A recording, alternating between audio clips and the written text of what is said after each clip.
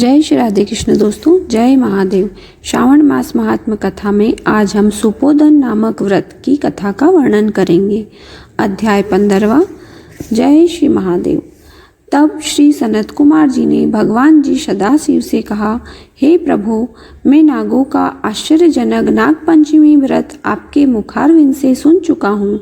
हे देवेश, अब आप मुझे षष्ठी के दिन किए जाने वाले व्रत के संबंध में बतलाइए। इस व्रत का नाम क्या है और विधान क्या है? भगवान श्री सदाशिव ने श्री सनत कुमार जी से कहा, हे तात, श्रावण मास शुक्ल पक्ष की षष्ठी तिथि को महामृत्यु विनाशक उत्तम सुपोधन नामक व्रत करना चाहिए। शिवालय या घर में भगवान श्री सदाशिव का अर्चन करके दाल, आटे, भात का नैवेद्य नमक सहित आम का साग रखना चाहिए। ब्राह्मणों को नैवेद्य पदार्थों का वायन देना चाहिए। जो मनुष्य विधि पूर्वक इस व्रत को करता है उसे बड़े भारी पुण्य की प्राप्ति होती है।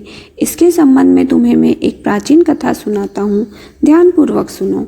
रोहित नामक एक राजा के यहाँ बहुत समय तक संतान नहीं हुई। उसने पुत्र की प्राप्ति के लिए कठिन तप किया। तप के द्वारा श्री ब्रह्मा जी ने प्रकट होकर उस राजा से कहा, राजन, तुम्हारे भाग्य में पुत्र प्राप्ति नहीं है। लेकिन राजा इस पर भी पूर्वव्रत तपस्या में लीन रहा। ब्रह्मा जी दोबारा प्रकट हुए और राजा से कहा, राजन, तुम्हें जो पुत्र मैं दूंगा वह अल्पायु होगा। इस पर राजा और रानी ने सोचा कि अल्पायु पुत्र ही सही। एक तो उसकी प्राप्ति से वंध्यापन हट जाएगा, दूसरे इस लोक में अपुत्र होने की निंदा मिट जाएगी। श्री ब्रह्मा जी के वरदान से राजा के यहाँ हर्ष के साथ पुत्र हुआ। राजा ने जात कर्म आदि संस्कार बड़ी धूमधाम से किए। राजा रोहित तथा रानी दक्षिणा ने पुत्र का नाम शिवदत्त रखा। डरते डरते राजा ने राजकुमार का उपनयन संस्कार किया। मृत्यु भय से राजा ने उसका विवाह नहीं किया। जब राजकुमार 16 वर्ष का हुआ तो उसकी मृत्यु हो गई। ब्रह्मचारी पुत्र के मरने से राजा दिन रात चिंतित रहने लगा, क्योंकि जिस वंश में ब्रह्मचारी की मृत्यु हो जाती है वह वंश नष्ट हो जाता है और उसकी दुर्गति हो जाती है। सनत कुमार जी ने भगवान श्री सदाशिव से पूछा, हे देवादिदेव जगन्नाथ, क्या इसका कोई उपाय नहीं है? यदि है तो मुझे बतलाइए। भगवान श्री सदाशिव बोले, हे तात, मृतक स्नातक या ब्रह्मचारी आदि हो तो अर्क विधि से विवाह संयोग करके पेड़ तथा ब्रह्मचारी को मिलाकर देश, काल, गोत्र तथा नाम को कहना चाहिए और यह कहना चाहिए कि मरे ब्रह्मचारी की शांति के लिए नैसर्गिक व्रत करता हूँ। पहले सोने से आभ्युदायी कर अग्नि स्थापन तथा आघारावाज्य संज्ञक आदि आहुति देनी चाहिए। व्यातियों में हवन करके व्रत के अनुष्ठान के लिए फल पाने के लिए व्रतकर्ता को अग्नि तथा विश्वदेव का घी से हवन करना चाहिए। स्विष्टकृत हवन करके अवशिष्ट होम प्राप्त समाप्त करना चाहिए। देश काल का विचार करके हवन के पश्चात कहना चाहिए कि मैं अर्क विवाह करूँगा। सोने से आभ्युदायी करके पीपल शाखा तथा शव को हल्दी और तेल से लेप कर पीले सूत द्वारा वेष्टित करना चाहिए।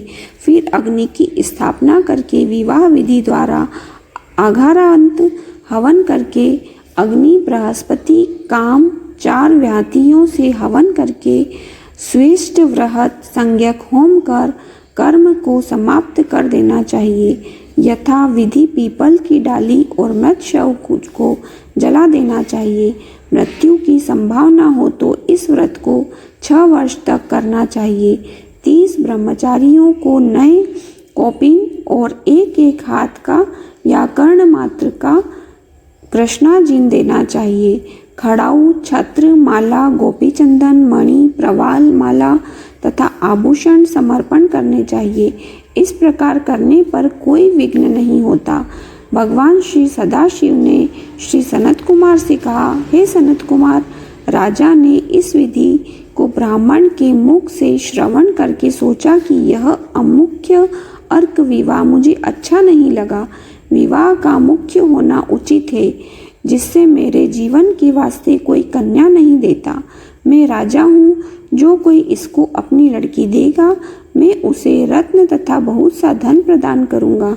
उसके शहर में एक ब्राह्मण रहता था जो कि उन दिनों बाहर गया हुआ था। उसकी पहली मृत पत्नी से एक लड़की थी। उस ब्राह्मण की दूसरी पत्नी बहुत ही दुष्ट थी। उसने डाह से तथा पैसों के लालच में राजा को लड़की देना स्वीकार कर लिया। उसने 1,00,000 रुपए नगद लेकर राजा को अपनी सोत की 10 वर्षीय कन्या उसके मृत लड़के के लिए दे दी। उस लड़की को लेकर राजा के सेवक शमशान भूमि में गए। उन्होंने राजकुमार के शव के साथ उस लड़की का विवाह किया और बाद में उस शव के साथ उस लड़की को जलाने की तैयारियां करने लगे। तब लड़की बोली, आप यह क्या कर रहे हैं? लड़की की बात सुनकर वे सब दुखी होकर बोले, यह तेरा पति है, हम इसकी देह को जला रहे हैं। लड़की डर कर रोने लगी और उसने कहा, आप मेरे स्वामी को क्यों जलाते हो? मैं इसे जलाने नहीं दूंगी। आप सब लोग यहाँ से जा सकते हैं, मैं तो यहीं इनके पास रहूंगी और जब यह उठेंगे इनके साथ ही घर जाऊंगी। लड़की का हट देखकर सब करुणा से आंदोलित होकर वहां से चले गए। उस समय सब बूढ़ों ने कहा, यह घोर कष्ट है, हम किसी का भविष्य तो नहीं जान सकते। यह लड़की बेचारी अपनी सौतेली माँ के द्वारा बेची गई है, इसके तो भगवान रक्षक हैं। हमें मरे हुए राजकुमार और इस कन्या को हरगिज नहीं जलाना चाहिए और यहाँ से चले जाना चाहिए। इसके बाद सब लोग अपने अपने घरों को वापस लौट गए। अब वह छोटी सी लड़की जो कि कुछ भी न समझती थी, शव के पास अकेली बैठी हुई रोने लगी और बार बार भगवान श्री सदाशिव तथा भगवती पार्वती को याद करने लगी। उधर दयासागर भगवान सदाशिव तथा भगवती पार्वती भी बार बार उसको याद करने लगे और नंदी पर सवार हो शीघ्र ही उस बालिका के पास पहुँचे। बालिका ने जब भगवान श्री सदाशिव और भगवती पार्वती को देखा तो वह अपने स्थान पर से उठी और उन्हें प्रणाम किया। उसे भगवान तथा भगवती के आने से बहुत संतोष हुआ।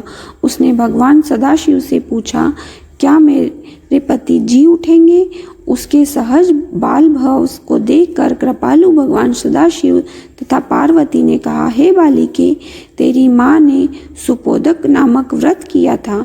तेल तथा जल लेकर उसके फल को संकल्प करके तू अपने पति को दे दे तथा मरे हुए पति से कह, मेरी माँ ने जो सुपोदन व्रत किया था उसके प्रभाव से मेरा पति पुनः जीवित हो जाए।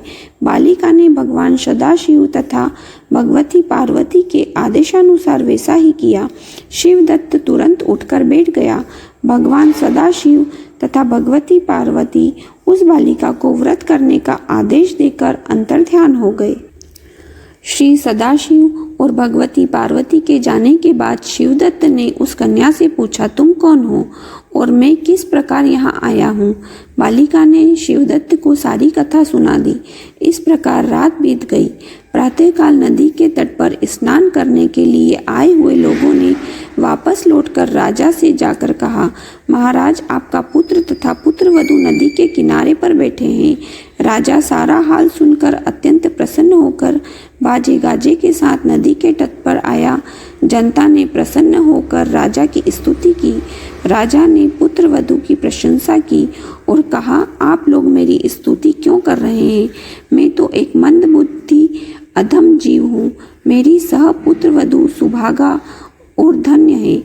इसके सजीव पुण्य से राजकुमार जी उठा। राजा ने फिर उत्तम ब्राह्मणों को दान दिया और पूजन किया। उसने मरे बालक को नगर के बाहर जाकर पुनः जीवित हो जाने पर नगर में प्रवेश करने के निमित्त ब्राह्मणों को कहने के अनुसार विधान से शांति की। हे सनत कुमार, मैंने तुम्हें सुपोदन नामक व्रत के संबंध में बतलाया है। मनुष्य को चाहिए कि इसको 5 वर्ष करने के पश्चात उद्यापन करे। भगवान श्री सदाशिव तथा भगवती पार्वती का प्रतिदिन अर्चन करके चरु तथा आम के पत्तों द्वारा प्रातःकाल हवन करना चाहिए।